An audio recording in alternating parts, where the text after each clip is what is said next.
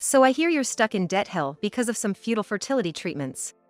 A few years after our divorce, my ex-husband came up to me with a sarcastic smile. We were in a famous wine country and had unexpectedly run into each other. It's pathetic, really. All that effort for nothing. He scoffed, looking down on me. After our divorce, he had remarried and been blessed with children. Living contentedly with his family, thinking of himself as a winner and mocking me. And whose story might that be? I replied, patting my slightly swollen belly. I wonder who really needs fertility treatments. Little did he know, he was about to discover a shocking truth. No matter how much he ranted or clung to me, it was too late for regrets. The beginning of his life's downfall was unfolding. The false happiness he had from his mistaken beliefs was crumbling down with a crash. Those who attain happiness. Those who miss it. Our encounter would sharply delineate the fortunes of our respective futures. My name is Mary. I work at a travel agency counter. I propose various plans to customers who come in, arranging trips that leave them satisfied. I found great fulfillment in such work.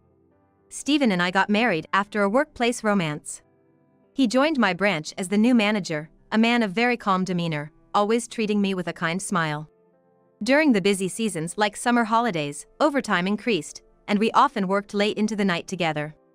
Between tasks, we'd get excited about fun conversations or encourage each other through tough times, and gradually, the time we spent together increased. Eventually, we became aware of each other and started dating, which led to marriage. After marriage, I was transferred to another branch.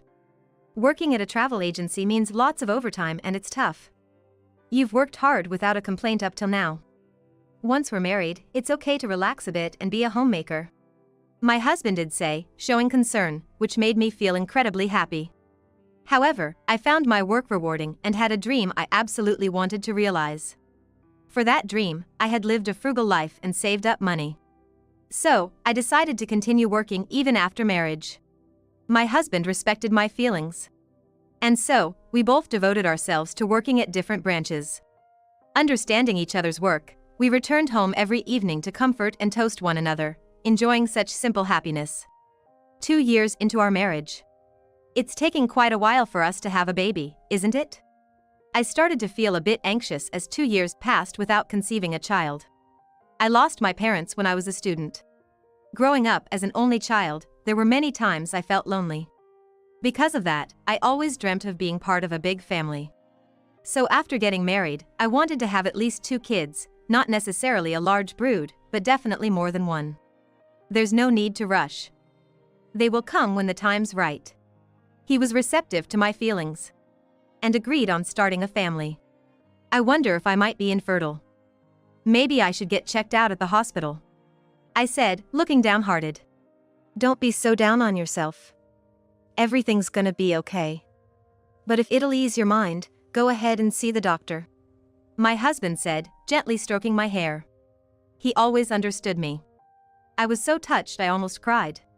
Then I started visiting the OB/GYN and went through several tests. After numerous tests, they didn't find anything wrong with me. That's great news, there's nothing wrong, my husband said happily, looking at the test results. See? What did I tell ya? There's no need to worry. The baby will come when it's ready. His kind smile saved me more times than I could count. I felt so much lighter. Next up is the test for you. It's a short procedure, so maybe you could squeeze it in during a work break? It's likely that my husband won't have any issues either. But just to be safe, I wanted him to get tested. Of course, I was confident that my husband would agree readily. Why should I get tested? Infertility is usually a woman's issue, and it's pointless for me to do it. My husband's response caught me off guard. It might seem pointless, but just as a precaution. Besides, if it turns out to be an issue on the man's side, there are treatments available. Won't you consider it? I could see my husband's expression cloud over. I understood his reluctance to get tested. If there was a problem found, it could be a blow to his pride as a man. It was a delicate issue. And I knew pushing him wouldn't be right. There's no rush. When you have the time. But my husband remained silent. The day ended without another word on the subject. One day, we went to visit my husband's family home. It was my mother-in-law's birthday, and we brought her a bouquet and a gift. When my husband was a child, his father had an affair and then disappeared. Since then, my mother-in-law had to raise my husband by herself. I heard she had gone through a lot of hardships. My mother-in-law turned 65 this year and finally retired after years of hard work, never skimping on raising her children along the way. I've always respected her as a woman for that. I hope she can now spend her days happily and at ease. That's what I was thinking. The bouquet and gift, I was sure she'd be thrilled with them. With that conviction, I opened the front door of my in-laws' house. "Well, hello there." My mother-in-law greeted us with a bright smile. "Oh, what beautiful flowers! And this is a bath set. I'm so touched you remembered how much I love my baths." Just as I thought, she was delighted. It should have been a pleasant time for the three of us from there on out. But then, "I'm happy about the gifts and flowers, but I'm starting to look forward to seeing a grandchild's face," she said, and the mood changed in an instant. I was at a loss for words and glanced at my husband. But he stayed silent. "Mary, I understand you're busy with work, but there are more important things than work, aren't there? You need to face your own health and think about starting a family. There are fertility treatments available nowadays. I have faced my health issues. I've been tested. And there was no problem found. I want to hold a dear grandchild in these arms soon. Mary, I'm waiting, you know." She meant it too. Why is it always assumed that the woman is to blame for infertility? Why is nothing ever said to my husband? Yes. I couldn't bring myself to argue. I was afraid it would cause a rift between my mother-in-law and me. I wished my husband would speak up and explain properly. But he remained silent all along. It felt like the blame for not having children was being put entirely on me. I'm expecting to hear the good news of a baby on the way by my next birthday. Those words weighed heavily on me. Being given a deadline just makes me all the more anxious. I kept telling myself not to worry, but my mother-in-law's words echoed in my head constantly. I can't remember a thing from the conversation that followed. As evening fell, we left my in-laws' place. On the way home, my husband and I walked shoulder to shoulder in silence. The setting sun cast our long shadows on the sidewalk. I kept my eyes on those shadows the whole way. My husband's shadow marched straight ahead. What could he be thinking right now? How did he take what his mother said today?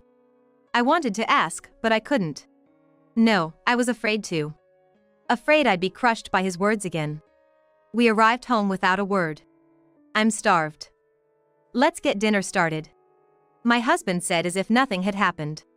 He was probably planning to end the day without touching on how I felt. I gathered my courage and broke the silence. "Hey, Stephen, about what your mom said today." He turned to me with his usual smile. "Huh? What about it? Is that smile of his fake? She said she wanted grandkids, didn't she?" I looked straight at my husband. "Yeah. But since we can't have them, we just gotta wait, right?" "No, that's not what I'm trying to say. You were the one telling me to prioritize my health over work and to consider fertility treatments. I faced the issue head-on and got tested, and there was nothing wrong." My husband's expression began to change. "Why didn't you say anything back then? It feels like it's all being blamed on me." "But it's not me who's not facing the issue, it's you, isn't it, Stephen?" I hadn't intended to say it like that. But once I started, the words just wouldn't stop. All my pent-up frustration exploded. "What the heck? Always talking about tests. I already told you that. The cause of infertility is often on the woman's side. And what Mom said wasn't wrong. It's not my fault," my husband shouted, his face turning red. This wasn't the man I knew. "I know it's not your fault, Stephen. It's wrong to blame anyone for infertility. I just want us to move forward. Whether we go through treatment or not, we need to start with the tests." No matter how much we argued, neither of us would accept the other's point of view, and we remained at a stalemate. "I can't deal with this anymore. I'm hungry, I'm gonna go get something to eat." With that, my husband left the house. I was left alone in the quiet room. Suddenly, I felt all the strength leave my body, and I slumped down on the sofa. The image of my husband shouting came back to me. Was it my fault? I didn't mean to make my kind husband angry. That wasn't my intention. I just wanted to be understood. I wanted to work together to carve out our future. That's why I wanted the tests. I couldn't stop crying. In the quiet room, only the sound of my sobbing echoed.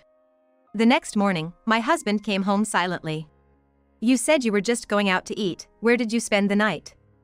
I was worried. My husband wouldn't even listen to my words. "It doesn't matter." Leaving just that one phrase hanging in the air, my husband left for work. It was our first big fight. These things happen. I thought he'd be in a better mood by this evening. With that hope, I too headed off to work. All morning, I could only sigh. But my husband's mood didn't seem to improve, no matter how many days passed. He started leaving the house earlier than before and returning home later. On weekends, he'd leave without saying a word and come back only after I had gone to bed. The times we used to spend just the two of us had drastically reduced. It felt like he was avoiding me. I no longer knew how to approach him. Gradually, this silent living became our new normal. I can't even remember the times when we used to cherish our moments together. What made us this way? Was it so wrong to suggest that test? And finally, my husband stopped coming home. "Lately you've been away a lot. Where are you staying?" We talked with our backs turned to each other. "I've been swamped at work and always miss the last train, so I stay at a business hotel near the office," he said, his back also turned to me. "I see." And then he went off to the bedroom. At some point, my bed had become the couch in the living room. The excuse of work being too late to come home doesn't add up. It's not even the busy season. My husband's hiding something. It became a reality a few weeks later. My husband would come home every few days, dump a load of laundry for me to do. Then, he'd pack his freshly washed underwears and clothes into his bag and scurry off. He could at least wash these himself. I muttered to myself as I loaded my husband's laundry into the machine. That's when I heard something drop with a clink. I looked on the floor, but nothing was there. But I was sure I heard something. I searched again, more carefully this time. What could have fallen? It was when I stepped back that I saw something glinting at my feet. Here it is. What's this? I picked up the shimmering object and placed it in my hand. Oh. I was at a loss for words. The shining object in my palm was a small earring. For a moment, my mind went blank, but I was not as shocked as I thought I'd be. It was obvious to anyone when he stopped coming home. My husband was having an affair. Somewhere in my heart, I had this suspicion. But I was afraid to face the truth and pretended not to care. I just didn't want to hurt myself. But now, faced with reality, I can't run anymore. I've decided to confront my husband squarely. To grasp the proof of his affair and end our marriage. The next day, I headed to a private investigator. A few days later, my husband's affair was out in the open. The other woman was a new employee at the branch office where he worked. Around the time our marriage started to crack, this young and pretty employee joined the company. With his trademark calm demeanor and kind smile, my husband charmed this female employee. He got close to her by being her mentor at work, and it seems they became involved. It was new to me, but apparently, my husband had made moves on various female employees before. Using his position as a superior, he would sweet-talk women, getting close to them. That was his clever tactic. I was just one of the women who had fallen for his scheme. The reason he chose me as a marriage partner was probably because I was convenient for him. Frustration welled up inside me. I decided. It's time to end this life. That night, as usual, my husband came home with a heap of laundry. "You might as well have her do your laundry at her place instead of coming all the way home," I said to his back. He stopped and turned around. "What are you talking about?" "I told you, it's work." Then he looked at me with a cold stare. "Is this what work is to you? What exactly are you teaching this female employee after hours?" I shoved several photos in front of my husband. The photos showed the two of them leaving the workplace and entering the apartment where the female employee lived alone. "What's this?" My husband seemed unable to hide his surprise. "Don't play dumb with me. I've dug up everything.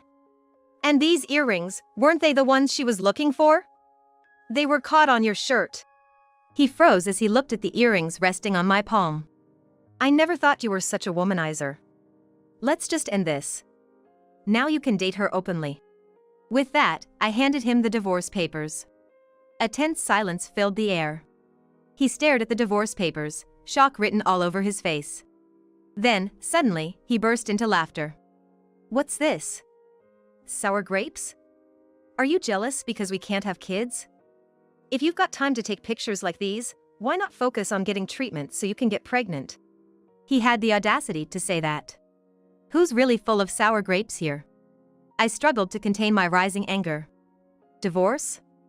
That suits me fine. She's pregnant. I've been wanting to cut ties with you ASAP. I'm only thinking about my new family now. To top off his affair, he got her pregnant. What a reckless man. I was at a loss for words. And so, we got divorced. It was an anticlimactic end. He took only the bare essentials and left. I also decided to move out of the rental condo we had lived in together. After finishing the lease termination, I was cleaning up the apartment. Everything my husband left behind went straight into trash bags. I didn't have a shred of nostalgia. Just then, the doorbell rang. Who could it be at a time like this? I slowly opened the front door. Outside the door, there stood a man alone. His hair was unkempt, and he wore dirty clothes. He was a man I had never seen before. He greeted me and began to speak. His words left me astonished. 3 years had passed since then. After my divorce, I continued to save diligently, and finally, I reached my savings goal. I had made my dream come true. And so, I quit my job at the travel agency. One day, I was walking through a wine country. It was one of the US's most famous wine countries. Wine tasting at vineyards was popular, and I saw people walking around happily. Also, recently, new sweet shops and cafes had sprung up, making it popular with the younger crowd. I loved the lively atmosphere here so much that I moved nearby. While enjoying a stroll in the lovely weather, I heard a familiar voice calling my name from behind. Who could that be? I turned around, and to my surprise, I was at a loss for words at the sight that greeted me. It was my ex-husband, whom I had parted ways with 3 years ago. Well, I never expected to run into you here. Are you taking a solo trip to wine country? That's pretty sad. He was dressed in work clothes, sporting a scruffy beard and messy hair. I wondered if he had quit working at the travel agency. I never imagined we'd bump into each other like this. My pleasant walk was completely ruined. So I hear you're stuck in debt hell because of some futile fertility treatments. My ex-husband approached me with a sarcastic smile. It's pathetic, really. All that effort for nothing. He scoffed, looking down on me. My ex-husband probably wanted to flaunt how he's happily living with a new baby from his second marriage. Thinking he's on the winning side and mocking me. And whose story might that be? I shot him a cold glare. I got the scoop from the landlord of that rental place we used to live in. Sounds like you're in debt. After I left, some guy you borrowed money from came to collect, right? You racked up debt for expensive infertility treatments, and in the end, you got nothing but a pile of bills. The man he mentioned was someone who had come asking about money when I was cleaning out the apartment alone after my divorce. Debt? You're mistaken about something. But hey, sometimes it's better off being wrong. I confronted my ex-husband with a truth that visibly clouded his expression. It was a shocking truth for him. 3 years ago, after our divorce, I was packing up our apartment when a man came by. That man wasn't a debt collector, he was actually Stephen's father. I had been told that he had run off with another woman years ago, but there he was, looking for Stephen. It seemed he had heard from someone where Stephen's married life was taking place. But by that time, we were already divorced and had cancelled the lease on the apartment. Consequently, our names had been removed from the doorplate and mailbox, so his father didn't know Stephen's apartment number and asked the landlord who lived on the first floor. The father mentioned only Stephen's last name and said he wanted to meet Stephen because he had lent money. Frightened by the thought of a debt collector, the landlord contacted me right away. When I heard from the landlord about the visitor, I simply said, "Let him in, I'll meet with him." The landlord loves gossip, and I was afraid of rumors spreading. So, the landlord, who believed the father was indeed a debt collector, probably told Stephen the story in a dramatic way when they bumped into each other. Stephen took it seriously. The reason Stephen's father came to the apartment was to ask for money. He had been abandoned by his mistress and was in financial trouble. Desperate to find Stephen, he came to ask for money. Unaware that we had divorced, he humbly asked me for help. However, it had nothing to do with me anymore. This man was not my relative or anything of the sort. I told Stephen's father to rely on his son and gave him Stephen's contact information. After that, Stephen's father left. Hearing this story, Stephen's face turned red with rage. "You gave him my contact info? Ever since then, I've been hounded by dependency inquiries. It's been a nightmare." Amidst the joyful laughter echoing through the wine country, the yelling of my ex-husband rang out. "Why do I have to help that guy? He left me and Mom, didn't he? Showing up now and asking for help, that's just too much." It's no wonder my ex-husband was angry. It was completely his father's selfishness. But I had no sympathy to spare for that. And then my wife says she's sorry for having such a troublesome father and even talked about getting divorced because of it. That's quite the sorry situation. However, for the sake of our child who's on the way, I convinced her to give our marriage another shot, and by agreeing to help out with her family business, we settled things amicably. I glanced at the name embroidered on the chest of his work clothes. From the company name, it seems like my ex-husband's wife's family runs a cleaning business. He gave up his position as the head of a travel agency branch and was now entering and exiting inns daily as a cleaner. And since his wife managed all the earnings from the cleaning business, my ex-husband didn't have a penny to spend freely. It seemed his wife had seen through his womanizing ways and wanted him out of the travel agency and under her parents' watchful eye. I was impressed with such a grounded young wife. She's got it together, doesn't she? But it's rare for a wife to make her husband live so restrictively. Is there another reason, I wonder? My ex-husband suddenly became quiet and his face turned pale. "What's the matter? You still hiding something from me?" I wasn't hiding anything. Just one thing was on my mind. "I wonder if the child that's being born to you and your wife is really yours," I replied, patting my slightly swollen belly. My ex-husband looked at my belly and froze. It was as if time had stopped just for him. In fact, I was pregnant. Just like the test results showed, there's nothing wrong with my body. After the divorce, I led a life far beyond my ex-husband's imagination. That life was bliss itself. Saying that, I tried to enter the upscale hotel in front of me. Then, he said, "Wait. Hear me out," trying to hold me back. But I had no obligation to listen to my ex-husband anymore. "We didn't ask for your cleaning services. So, please don't come in." My ex-husband looked at me, puzzled. "What do you mean we? Who are you to this place?" There's no more to discuss, but I'll leave him with one last thing. I'm the owner of this place. My ex-husband's face turned pale again. My parents loved this wine country. When I was young, our family often spent time in a small hotel here in this city. That hotel, filled with our memories, had become old and run down, overshadowed by the new, larger hotel that had sprung up around it. Eventually, it faced financial difficulties and nearly had to shut down. It was my dream to buy that hotel. I saved most of my income from the travel agency and, thanks to living frugally, I finally reached my savings goal. I bought it with the inheritance from my parents and my savings, renovated it, and successfully reopened it. From my experience in the travel agency, I created an inn that feels cozy for everyone, young and old, men and women alike. The reputation of the inn spread rapidly. Now it has joined the ranks of the luxury hotel, and my net worth has reached $260 million. Especially popular at the hotel is the food. Menus are tailored for each guest, and the meals are served with this personal touch. Many guests come back specifically for the meals. The meals reflect the dedication of the chef, who spares no effort for the sake of others. I empathized with the chef's caring heart, and we were drawn to each other. And then, I remarried him. After the remarriage, I got pregnant right away. I have no more conversations with my ex-husband.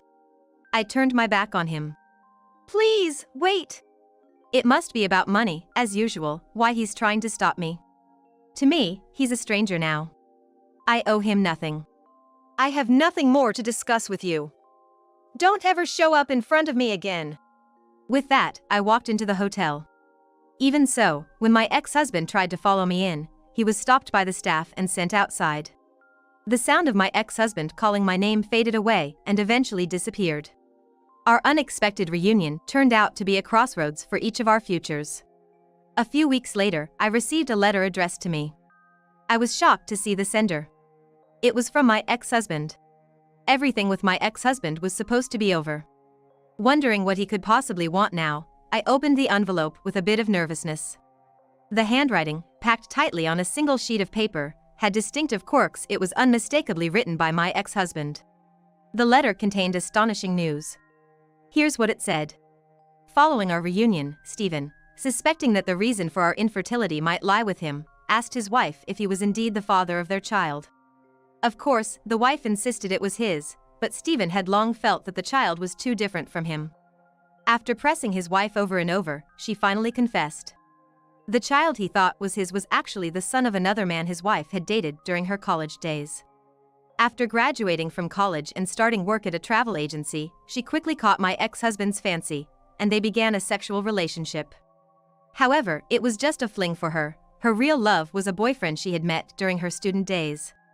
She became pregnant with her boyfriend's child and considered marriage, but once he learned of her pregnancy, he disappeared. He must have been feeling overwhelmed with insecurity about having a child so young, fresh out of college, unable to shoulder the responsibility. Terrified at the prospect of becoming an unmarried mother, the wife lied that the child was from her casual fling, who was my ex-husband, and married him to secure a financially stable life. However, after the marriage, when she found out that my ex-husband's father had run off with his mistress, abandoning his family, it echoed her own past of being abandoned by a boyfriend. So, to keep my philandering ex-husband on a tight leash, she threatened him with divorce to keep his attention on her. She had him work under her parents' supervision, managed his paycheck herself, and never let him have any disposable income. Fed up with the constricting life, my ex-husband went berserk upon learning the truth. The daily arguments with his wife became incessant, and he chose the path of divorce. However, his parents-in-law, who were on his wife's side, wouldn't agree to the divorce. Still, determined to divorce, my ex-husband fled from his wife's presence. With very little money to his name. Now, it seems he's been drifting from motel to motel, with nowhere to live. Even when he tries to find a job, without a suit and with his unkempt appearance, he's not having much luck. It sounds like he's just getting by on day labor to afford his daily meals. He wrote that. He wishes he could go back to those days. Don't make a fool of me wanting to get back together, I thought. I do pity my ex-husband's plight, but it's the path he chose. The fertility tests, the affair, and the way he scoffed at me when we reunited. He was always selfish, never considering my feelings. I'm not who I was back then. I have a bright future ahead, creating a family with my new husband and our baby on the way. I told him through a lawyer that if he ever shows up or tries to contact me, I will file for a restraining order. Then I tore up his letter. I'm due to give birth next month. The joy of meeting my baby is there, but I can't hide my anxiety about giving birth for the first time. However, my kind husband encourages me every day, always caring for my well-being, and on his days off, he helps with the housework. Because he's by my side, I know everything will be okay. Today's his day off. We'll walk through wine country, soaking in the changing seasons, and then we'll take a long, deep breath in the park. It's our favorite walking route. Oh! The baby just kicked! I exclaimed. My husband quickly placed his hand on my belly and began to softly speak to our baby. This happiness isn't guaranteed. That's why it's so precious. With that thought, I took another deep breath of the fresh air in our charming town.